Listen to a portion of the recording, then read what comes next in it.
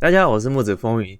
那欢迎来到 Scratch 的系列教学，这是第6堂，也是我们动画制作的第4堂。这堂开始呢，我们将进入到角色它对话的制作咯。首先我们在让角色可以去进行对话的话，有2个部分，一个是声音，另外一个是让它可以说出这些字。那我们让角色可以说出这些字的地方，在属于外观的里面。那我们在外观里面最上面就可以看到，有分2种，一种是说出，一种是想着。那我们因为是做角色的对话，所以应该让他说出。但是你会发现说出有分2种，一种是说出什么字，另外一种是说出什么然后持续几秒。那这2个差在哪里呢？我们就来用给大家看一下。首先这边 A， 我这边打 B。假设他说出 A， 然后接着就接说出 B， 持续2秒。我们看一下哦，可能有点快，我们再一次。你会发现为什么没看到 A 就直接跳到 B 了？那是因为我们程式在跑的时候，它就顺着这样直接跑下去了。A 很快跑完之后跑到 B， 那 B 就会盖掉 A。那我们如果换一下顺序看一下会变怎样？好，你就会发现它会先跑完 B 之后再跑 A， 也就是说这2个特性在于说，今天程式跑到说出这个里面的时候，它会直接把字显示出来，然后就马上跑到下一个程式。那这个呢，它会停在那里，它会停在这个程式方块里面。也就是说，它今天会先播到这里的时候，依照后面持续的时间，先停在这个程式区块，才进入到下一个程式区块。这个是属于说出。我们现在来看一下声音要怎么用。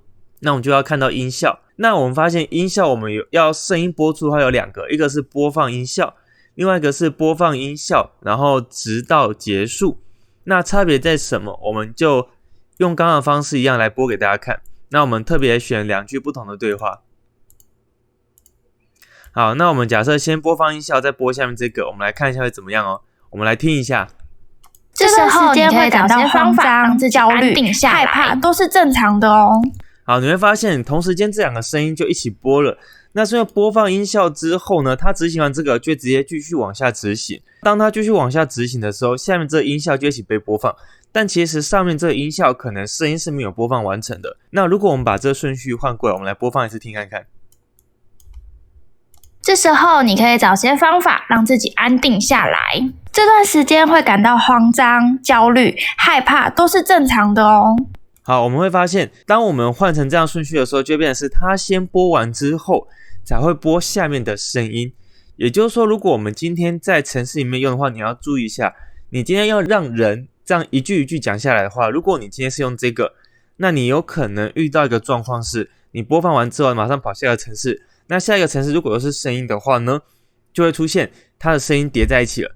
所以我们今天如果想要让那个声音结束之后再跑到下一个，我们可以使用它播放音效什么内容之后直到结束，再让它到下一个程式里面。那我们刚刚已经跟大家简单介绍过我们要怎么让角色说出话，同时我们要怎么去进行播放音效之后呢，我们就要来开始制作我们角色的对话了。那我们在剧本我们可以看到一开始是人马讲话，所以我们要先切到人马那一边。在切到人马之后呢，我们就开始把我们所需要的程式拉出来。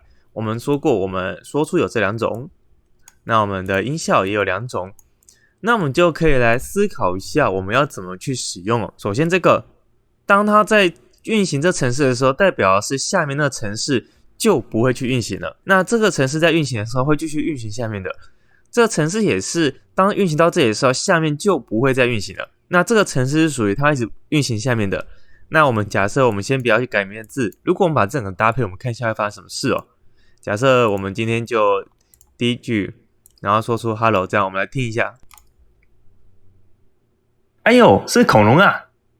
然后你有没有发现，当我用这种方式去运行的时候，我就会先字完了之后它就消失，字消失之后呢才播放音效。那这是我们要的吗？这不是我们要的。我们要让它字在出现了之后也有我们的声音。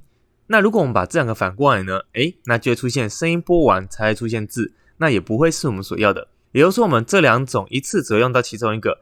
那这2种我们来用看看哦。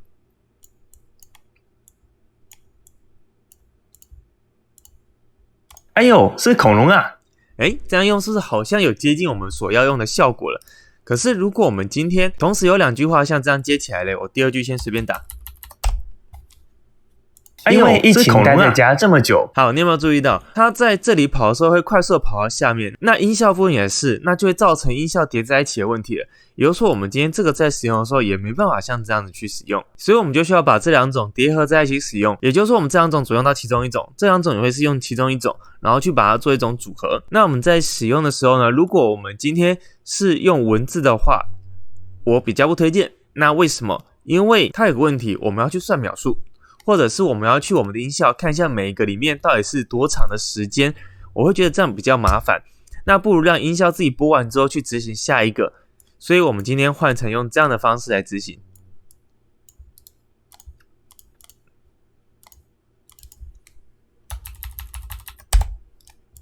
好，我们看一下这样执行会怎样哦。